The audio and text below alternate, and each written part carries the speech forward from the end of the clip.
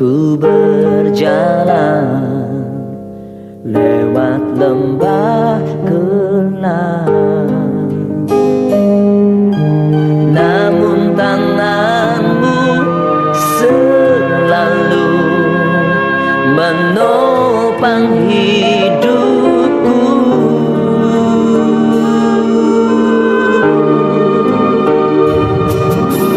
Saat ku dalam ketakutan, Kau hadir di sisiku. Kau berkata, jangan takut, Kau beriku kemenangan. Kaulah Tuhan yang berjanji, tak sekalipun Kau ingkari. Kesetiaanmu sungguh terbukti di sepanjang hidupku. Untuk selamanya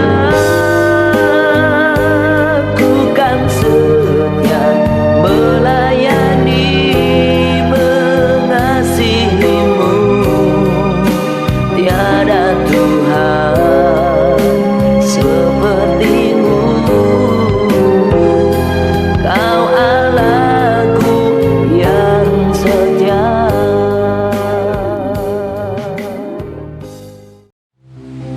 Shalom, selamat pagi Bapak Ibu Saudara yang terkasih di dalam Tuhan. Biarlah kita pada pagi hari ini dimanapun kita berada, Bapak Ibu yang ada di rumah, kita percaya dimanapun kita berada, Roh Allah akan hadir menjamah kita semua, karena kita tahu Tuhan tidak terbatas oleh ruang dan waktu. Saudara yang Tuhan kasih, kita akan mempersiapkan hati kita untuk menyembah Tuhan. Kita percaya Tuhan akan hadir di setiap pujian dan penyembahan yang akan kita naikkan kepada Tuhan. Haleluya Yesus.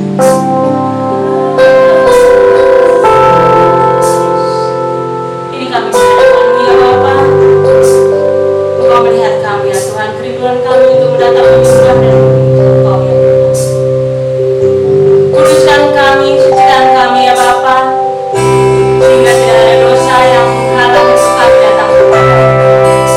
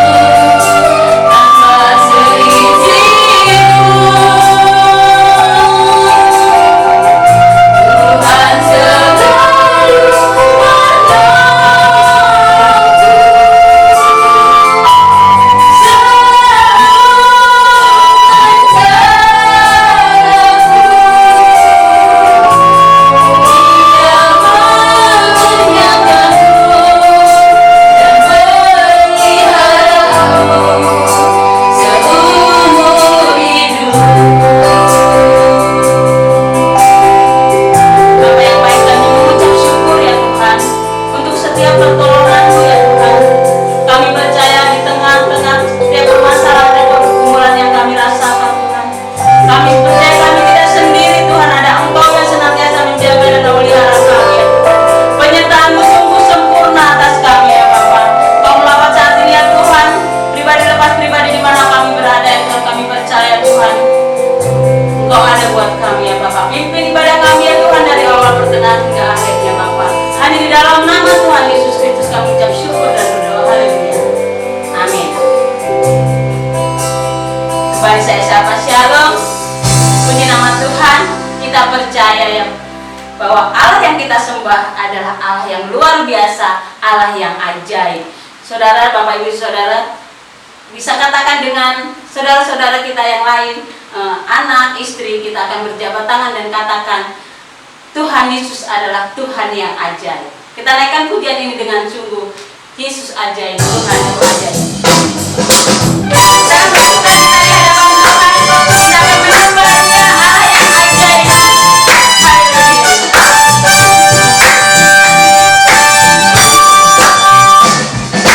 Yesus ajaib, Tuhanku ajaib, kasih-Nya ajaib bagiku. Yesus ajaib, Tuhanku ajaib, tak ada kesalahan.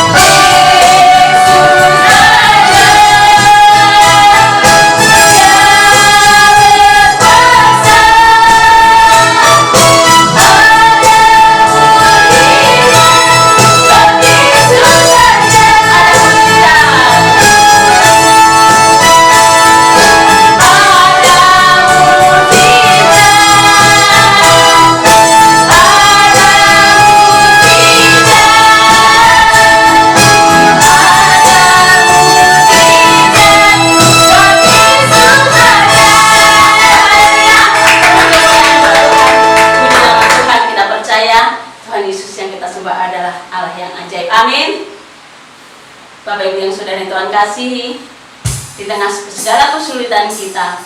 Kita tidak boleh mengandalkan manusia, karena di situ kita akan kecewa. Tapi kita hanya berharap kepada Tuhan. Kita hanya berharap belas kasihan Tuhan atas kita. Saat ini kita akan mempersiapkan hati kita untuk mendengarkan firman Tuhan.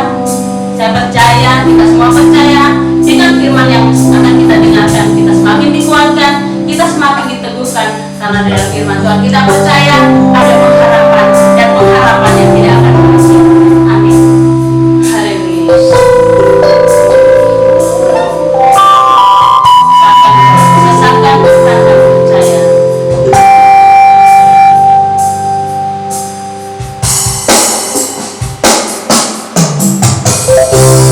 Aku dalam kesesakan, yang ku harap hanya Tuhan. Saat badai menerpa, masih ada Tuhan bagiku. Saat semua jalan tertutup, saat semua jalan tertutup, tiada yang sanggup menolong. Saat air mata tercurah, masih ada Tuhan bagiku. Menolong dirimu, bagiku hanya Engkau Bapakku, selalu menyertai hidupku. Kau Bapakku yang setia. Saat semua jalan tertutup,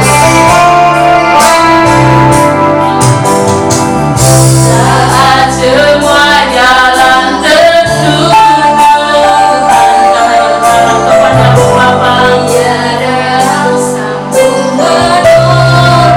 Tiada yang sanggup menolong. Kami percaya Engkau ada buat kami, Tuhan. Air mata tercurah, melihat setiap tetesan air mata kami, ya Bapa. Masih ada Tuhan bagiku. Kita dengan tunggu katakan, menolongku hanyalah dirimu, bagiku hanya Engkau Bapakku, selalu menyertai hidupku. Kau Bapakku Kita akan berdoa untuk mendengarkan firman Tuhan. Kami mengucap syukur dan berterima kasih kepadamu Tuhan, kalau pada pagi hari ini Engkau mempertemukan kami kembali, walau dalam ibadah online. Kami akan mendengarkan sebagian daripada firman-Mu, biar kebenaran firman-Mu akan memberikan satu kekuatan di dalam kehidupan kami. Hanya di dalam nama Tuhan Yesus kami mengucap syukur dan berdoa. Haleluya. Amin. Kita akan membuka Alkitab kita di dalam Kisah Para Rasul pasal yang ketiga, ayat yang pertama sampai yang ke-10. Demikian bunyi firman Tuhan. Pada suatu hari menjelang waktu sembahyang, yaitu pukul 3 petang, naiklah Petrus dan Yohanes ke bait Allah. Di situ ada seorang laki-laki yang lumpuh sejak lahirnya, sehingga dia harus diusung. Tiap-tiap hari orang itu diletakkan dekat pintu gerbang bait Allah yang bernama Gerbang Indah untuk meminta sedekah kepada orang yang masuk ke dalam bait Allah. Ketika orang itu melihat bahwa Petrus dan Yohanes hendak masuk ke bait Allah, ia meminta sedekah. Mereka menatap dia dan Petrus berkata, "Lihat kepada kami." Lalu orang itu menatap mereka dengan harapan akan mendapat sesuatu dari mereka. Tetapi Petrus berkata, "Emas dan perak tidak ada padaku, tetapi apa yang kupunyai kuberikan kepadamu. Demi nama Yesus Kristus orang Nazaret itu, berjalanlah." Lalu ia memegang tangan kanan orang itu dan membantu dia berdiri. Seketika itu juga kuatlah kaki dan mata kaki orang itu. Ia melonjak berdiri lalu berjalan kian kemari dan mengikuti mereka ke dalam bait Allah, berjalan dan melompat-lompat serta memuji Allah. Seluruh rakyat itu melihat dia berjalan sambil memuji Allah. Lalu mereka mengenal dia sebagai orang yang biasanya duduk meminta sedekah di gerbang indah bait Allah, sehingga mereka takjub dan tercengang tentang apa yang telah terjadi kepadanya. Saudara yang kasih oleh Tuhan, kita baru membaca bagaimana peristiwa yang nyata yang dinyatakan oleh Allah di dalam kehidupan kita melalui kisah Rasul ini, di mana setelah rasul-rasul dan jemaat di Yerusalem mendapatkan curahan Roh Kudus di dalam kehidupan mereka, mereka memiliki satu persekutuan yang indah. Mereka bertekun di dalam pengajaran rasul-rasul, berkumpul untuk mereka saling berbagi segala kepunyaan mereka menjadi kepunyaan bersama. Bahkan dikatakan oleh firman Allah bahwa tiap-tiap hari mereka berkumpul di bait Allah. Mereka menjadi anak-anak Tuhan yang berani untuk menyampaikan kebenaran firman Allah, yaitu tentang kabar baik Injil Kristus yang disampaikan untuk orang-orang yang belum percaya kepada Kristus. Pada suatu ketika ada seorang yang lumpuh, dikatakan oleh firman Allah. Dia lumpuh dari sejak lahir. Di situ kita mungkin dapat membayangkan bagaimana seseorang yang lumpuh sejak lahir. Bisa saja dia merasa capek atau dia merasa lelah. Karena dari sejak dia dilahirkan sampai bertahun-tahun dia tidak bisa berjalan dan tidak bisa berdiri.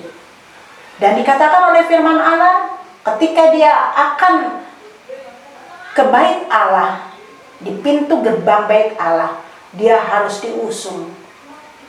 Bisa saja orang lumpuh ini merasa capek atau merasa lelah karena keadaannya yang harus diusung oleh orang lain.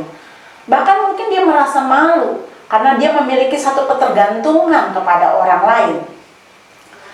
Bisa juga dia menjadi putus asa karena apa yang dia alami tidak hanya sehari, seminggu, sebulan, tetapi bertahun-tahun dia mengalami kelumpuhan. Dia mengalami ketergantungan kepada orang lain. Hal itu dapat membuat dia menjadi orang yang mungkin bisa untuk dapat mengatakan, kok Tuhan tidak mempedulikannya. Hal inilah yang membuat pada saat itu orang lumpuh ini hanya terdiam. Karena sekian lama dia menantikan kesembuhan dan tidak ada tabib yang dapat menyembuhkan dia. Ketika Petrus dan Yohanes datang ke bait Allah, dia melihat, atau orang lumpuh ini melihat, rupanya Petrus dan Yohanes merupakan harapan bagi orang lumpuh ini. Dia memiliki satu harapan bahwa Petrus dan Yohanes dapat memberikan sedekah yang lebih daripada orang-orang yang melewati orang lumpuh ini. Tetapi apa yang dinyatakan oleh Petrus? Ketika dia melihat orang lumpuh ini, Petrus sadar bahwa yang diperlukan orang lumpuh ini bukanlah hanya hal-hal daripada materi. Tetapi di dalam ayat yang ke-6 di situ dikatakan, tetapi Petrus berkata, emas dan perak tidak ada padaku, tetapi apa yang kupunyai, kuberikan kepadamu. Demi nama Yesus Kristus, orang Nazaret itu, berjalanlah.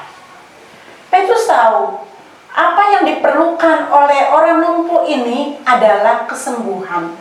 Kesembuhan yang dapat membawa orang lumpuh ini bisa berdiri. Kesembuhan yang dapat membawa orang lumpuh ini bisa berjalan.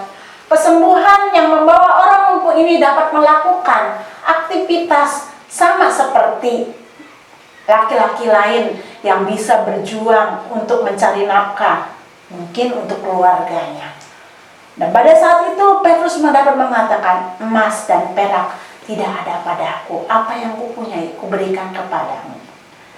Petrus sadar bahwa sebagai seorang mantan nelayan, tentunya dia tidak memiliki harta yang banyak.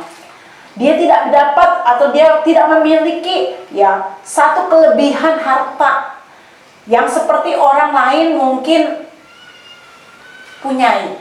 Tetapi ada satu yang Petrus dapat nyatakan kepada orang lumpuh ini. Hanya di dalam nama Tuhan Yesus, orang lumpuh ini dapat berjalan. Puji Tuhan, ketika Petrus mengambil tangan kanan orang lumpuh ini, dan pada saat itu juga orang lumpuh ini, di dalam nama Tuhan Yesus, orang lumpuh ini dapat berjalan. Dia dapat bersorak-sorai, dia dapat tersenyum, dia dapat bersukacita, dia dapat memuji Tuhan karena kesembuhan yang dia alami luar biasa. Yang pada saat itu, hal itulah yang dia nanti-nantikan di dalam kehidupannya. Kalau Petrus dapat mengatakan di dalam nama Tuhan Yesus, dia dapat melakukan segala perkara-perkara yang besar. Kenapa Petrus harus mengatakan dalam nama Tuhan Yesus? Karena di dalam nama Yesus dapat memberikan kita keselamatan. Kalau kita membaca di dalam Kisah Rasul pasal yang keempat, ayat yang ke-12, di situ dikatakan, dan keselamatan tidak ada dalam siapapun juga selain di dalam Dia, sebab di bawah kolong langit ini tidak ada nama lain yang diberikan kepada manusia yang olehnya kita dapat diselamatkan. Petrus dapat menyatakan bahwa tidak ada keselamatan di tangan siapapun juga selain di dalam nama Yesus Kristus. Nama Yesus juga dapat melakukan mujizat. Di dalam Kisah Para Rasul pasal yang keempat ayat yang ke-30, demikian bunyi firman Tuhan, ulurkanlah tanganmu untuk menyembuhkan orang dan adakanlah tanda-tanda dan mujizat-mujizat oleh nama Yesus, hamba-Mu yang kudus. Hal ini dinyatakan juga oleh Yesus ketika Yesus hendak naik ke surga. Yaitu di dalam Markus pasal yang ke-16. Markus pasal yang ke-16 ayat yang ke-17. Demikian bunyi firman Tuhan. Tanda-tanda ini akan menyertai orang-orang yang percaya. Mereka akan mengusir setan demi namaku. Mereka akan berbicara dalam bahasa-bahasa yang baru bagi mereka. Mereka akan memegang ular, dan sekalipun mereka minum racun maut, mereka tidak akan mendapat celaka. Mereka akan meletakkan tangannya atas orang-orang sakit, dan orang itu akan sembuh. Perkataan Yesus digenapi ketika rasul-rasul telah diberikan kuasa yang luar biasa di dalam kehidupan mereka melalui hari Pentakosta, pencurahan Roh Kudus yang beberapa waktu kita telah rayakan. Dan hal itulah yang dipegang teguh oleh Petrus. Karena pada saat itu dia dapat mengatakan hanya di dalam nama Tuhan Yesus orang lumpuh ini dapat disembuhkan. Saudara yang kasih oleh Tuhan, di dalam kehidupan kita tidak ada nama lain selain Yesus yang dapat memberikan kita keselamatan. Tidak ada nama lain di dalam Yesus yang dapat memberikan mujizat di dalam kehidupan kita. Karena orang lumpuh ini ketika dia menatap Petrus, ketika Petrus mengulurkan tangannya untuk dapat memegang orang lumpuh ini, dengan iman yang ada di dalam orang lumpuh ini dan dengan kuasa yang ada di dalam diri Petrus ini, orang lumpuh itu dapat berjalan. Tidak ada yang mustahil bagi Tuhan untuk dapat melakukan setiap perkara apapun juga di dalam kehidupan kita. Apa yang tidak mungkin dalam kehidupan kita menjadi mungkin di hadapan Tuhan. Apa yang mustahil di dalam kehidupan kita tidak menjadi mustahil bagi Tuhan. Karena Tuhan kita adalah Tuhan yang luar biasa.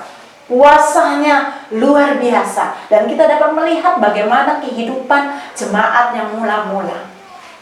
Mereka senantiasa memuji nama Tuhan. Mereka senantiasa melakukan segala sesuatu di dalam kehidupannya untuk dapat memuliakan Tuhan. Bagaimana dengan kehidupan kita? Adakah pagi ini kita juga meminta belas kasih Tuhan di dalam kehidupan kita? Meminta belas kasih Yesus untuk dapat memulihkan. Mungkin pada saat ini kita berada di dalam kekecewaan. Mungkin pada saat ini kita berada di dalam kekhawatiran. Mungkin kita berada di dalam satu beban yang berat. Persoalan yang bertubi-tubi yang kita alami pada saat ini. Percayalah dengan iman kita bahwa nama Yesus akan, atau nama Yesus berkuasa. Dia akan memulihkan kehidupan kita. Yesus pernah berkata, marilah kepadaku semua yang letih lesu dan berbeban berat, aku akan memberikan kelegaan kepadamu. Kalau kita mau dipakai oleh Yesus seperti Petrus dan Yohanes, yang pertama kita harus memiliki ketergantungan iman kita sepenuhnya kepada Yesus. Seperti yang tertulis di dalam Matius pasal yang ke-6 ayat yang ke-33. Tetapi carilah dahulu kerajaan Allah dan kebenarannya, maka semuanya akan ditambahkan kepadamu. Yang pertama, kita harus memiliki ketergantungan kita kepada Tuhan.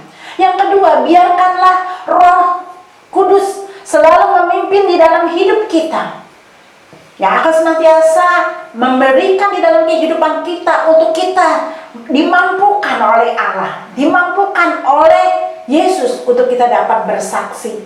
Karena awal mula Allah meminta murid-muridnya untuk berkumpul di Yerusalem, dan orang-orang percaya pada saat itu untuk ada di Yerusalem agar mereka diberikan kuasa. Seperti apa yang tertulis atau terdapat di dalam Kisah Rasul 1 ayatnya ke-8.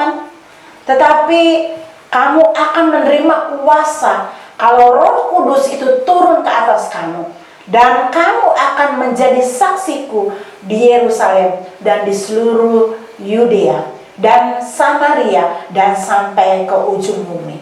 Roh Kudus akan memberikan kemampuan di dalam kehidupan kita, keberanian di dalam kehidupan kita, untuk kita melakukan akan apa yang menjadi amanat agung yang Tuhan dapat nyatakan di dalam kehidupan kita.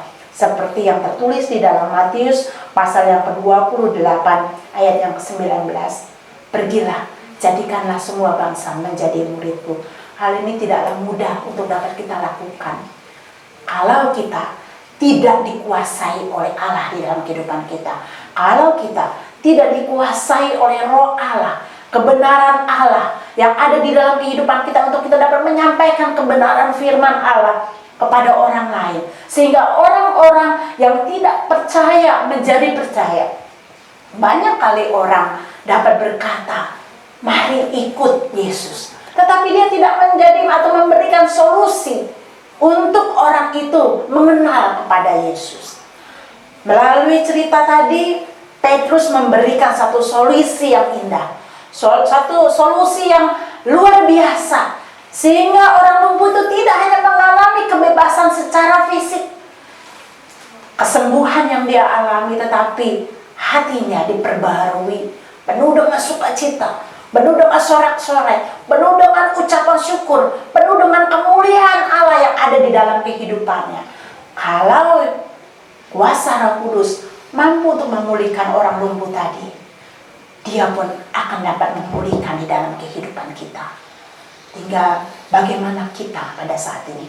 Maka kita juga menjadi duta-duta Kristus. Sebagaimana apa yang Tuhan nyatakan tadi, jadikanlah semua bangsa menjadi muridku. Kita adalah duta-duta Kristus. Kalau kita mau, kita senantiasa Allah memimpin di dalam kehidupan kita. Kita mau senantiasa melekat, bergantung kepada Tuhan. Dan kiranya Tuhan Yesus akan senantiasa memakai di dalam kehidupan kita. Dimanapun kita berada, biarlah Tuhan dapat memakai dalam hidup kita, agar kita menjadi anak-anak Tuhan yang senantiasa melayani Tuhan. Sebelum kita menutup di dalam doa, kita akan menaikkan satu pujian di hadapan Tuhan. Tuhan, ini tugas kami. Biarlah pujian ini menjadi satu kerinduan hati kita. Kita katakan kepada Tuhan, berikanlah pada kami Tuhan hati yang mau mengasihi, hati yang mau senantiasa memperhatikan akan jiwa-jiwa yang terhilang, hati yang iba seperti bagaimana Yesus iba kepada orang-orang yang tidak berdaya. Allah pun ingin memakai di dalam kehidupan kita, supaya kita juga dipakai oleh Allah menjadi duta-dutanya Kristus.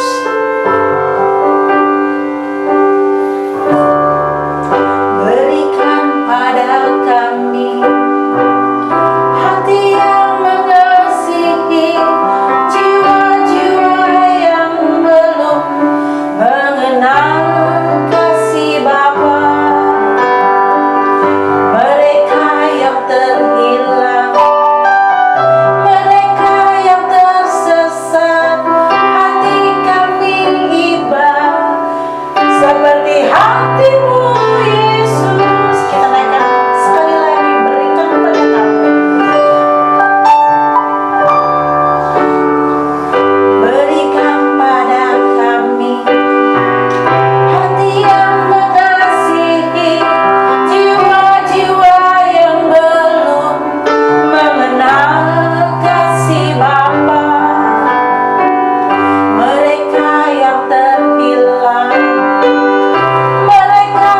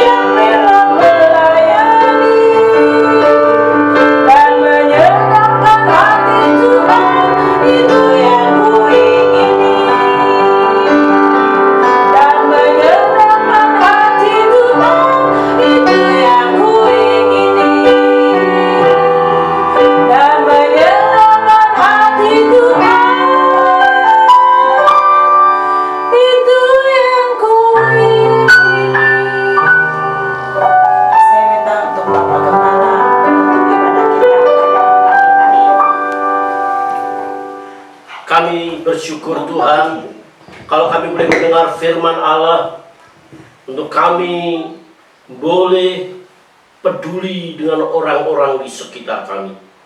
Terpujilah nama-Mu, berkati hamba-Mu yang sudah menyampaikan firman-Mu. Hamba-Mu berdoa bagi jemaat Tuhan, kiranya berkat Allah turun atas mereka, berkat kesehatan, sukacita dan damai sejahtera. Lebih daripada itu, bila hati mereka terus tetap condong mencari Tuhan. Bapa, doa kami buat negeri ini, berikan keamanan dan ketenteraman. Berkati Bapak Presiden kami, Bapak Insinyur Joko Widodo. Tuhan berikan hikmat untuk mengatur negeri ini sehingga perekonomian semakin membaik. Dan biarlah Tuhan, virus Corona boleh lepas dari bumi Indonesia ini, sehingga kami boleh kembali beribadah, kami boleh kembali bekerja seperti sedia kala. Terpujilah nama-Mu ya Bapa. Hamba mengangkat tangan dan memberkati jemaat Tuhan. Kiranya berkat damai sejahtera daripada Allah Bapa, kasih daripada Yesus Kristus Tuhan, dan persekutuan Roh Kudus menyertai seluruh jemaat Tuhan pagi ini sampai Maranatha Yesus datang menjemput kita. Di dalam nama Tuhan Yesus Kristus kami berdoa. Amin. Terima kasih Yesus. Terima kasih Yesus. Ku beri syukur hanya bagi-Mu, ya Allahku, ya Tuhanku. Terima kasih Yesus. Terima kasih Yesus. Ku beri syukur hanya bagi